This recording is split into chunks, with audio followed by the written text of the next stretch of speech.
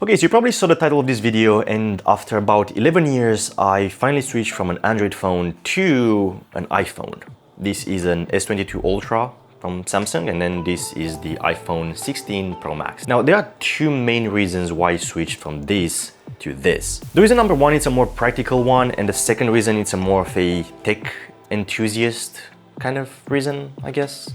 The practical one is the camera. Now, the iPhone's camera is just insanely good. I started making those YouTube videos and I'm planning on using my phone as a camera from time to time. And I feel like having a good camera is, I would say, the main factor or the main reason why I switched to an iPhone. The ability to shoot in ProRes, for those of you who don't know what a log profile is, essentially it looks like this, and then you can color grade it and you can make it look like this.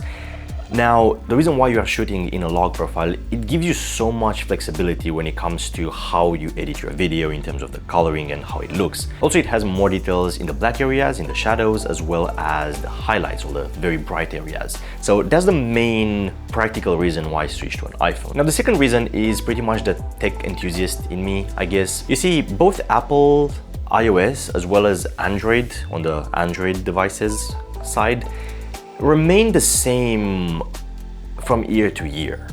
There's not really too many things they can improve or too many things they can modify in order to make the experience better, because we kind of already got there. However, when you move from an Android phone to an iPhone with iOS, well, let's just say the experience is completely different. That is really exciting for somebody like me who likes tech in general. Now, since we're on this topic as well, let me also transition into things that I like and things that I don't like about the iPhone. So now let's start with the things that the Android does way better in my opinion.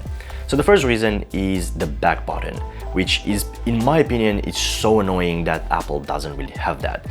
On the iPhone, in any app that you go, you have to follow the arrow or the X button or whatever the back button of that app is, and sometimes it is placed in different places of the screen, even within the same app. For example, on Instagram, on the story, as well as the actual Reels, they have two different back buttons.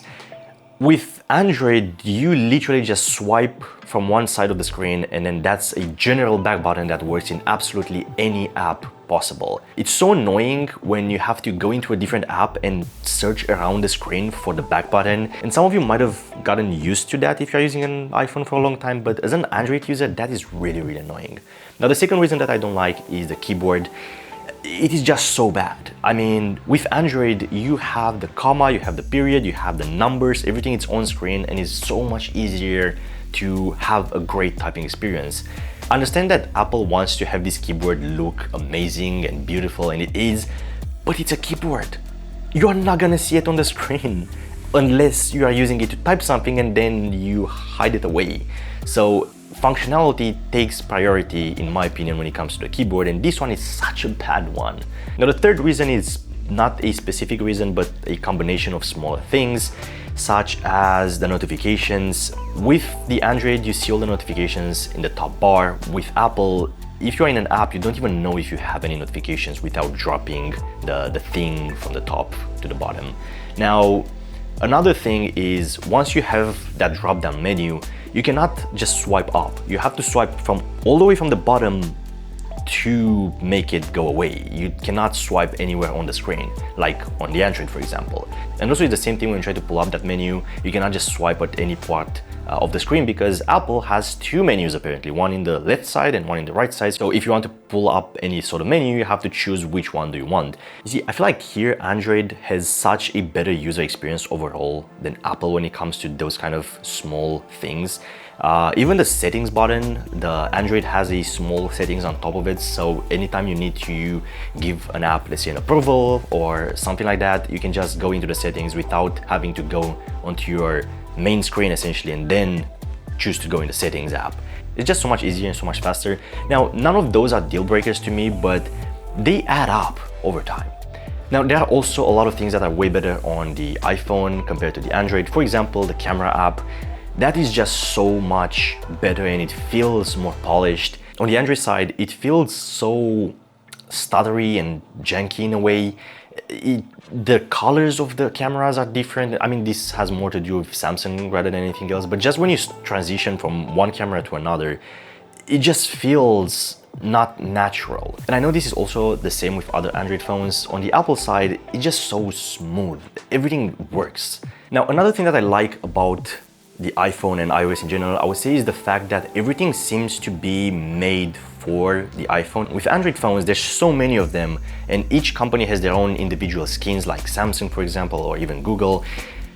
Things are different, and when a person or a developer makes an app, they usually don't have each individual phone in mind. So they would usually make a just basic Android app and then the iOS app. iPhone, since has its its own thing, everything works and everything is made specifically for that. But with Android, things start to be a bit janky from time to time, and the phone starts to kind of take over and change things around. Now, the best way I can describe it is my banking app, for example. Like, I click on the banking app, and then by the time the app loads, I'm already inside the app because of the Face ID and everything is already logged in. Now, if we do the same thing on the Android phone, let me just show you here. It will look something like this. You see, so you do have the pattern or the thing of the app, and then you have something slapped on to the screen from the phone, like the fingerprint sensor. And it's also a similar thing in other apps. I'm not gonna break them down, but the point is sometimes the phone kind of takes initiative and kind of adapts whatever app it is or whatever the functionality of the app is to whatever the phone can do, so they kind of mix and match, and sometimes it's not really the prettiest thing. While on the iOS, on the iPhone, everything is just made specifically for the iPhone, with the iPhone in mind, and everything just looks and feels so much faster and smoother. Now, the third thing that I really like about the iPhone is the ecosystem. It works so much better with my MacBook. With Android, even if when I had a Windows PC, it was a hassle to try to get something from my phone to my computer. I had to either install an extra app, or I had to download everything onto the cloud and then download them from there. I had to either send things, through Facebook or something like that. With the iPhone, you can just airdrop things, you can connect your phone to your MacBook, everything just works. Now, with all of that being said, I'll definitely believe that both Apple and Samsung, or the Android phones in general, have got to a point, at least from a software perspective and also hardware, to be honest, that there's not really too much difference between them. Aside from the looks of them and small features that may or may not be on one of the phones and not be on the other one, they're pretty much the same. They both take photos, make calls, you can go on Instagram, you can go on Facebook, you can go on WhatsApp, you can watch videos on it, like everything, it's the same. There's a lot of people in this, like, I don't know, iPhone versus Android or Apple versus Android devices, this kind of war between them. They got to a point right now where they're literally the same, to be honest. But yeah, I'm probably gonna keep this one for the next 2 or 3 years. That's usually how much I'm keeping my phones. And after that, we'll see whatever comes out. If maybe Android phones decide to introduce a log option for the cameras, I may or may not switch back. But either way, that's about it for this video. Thanks for watching, and I'll see you in the next one.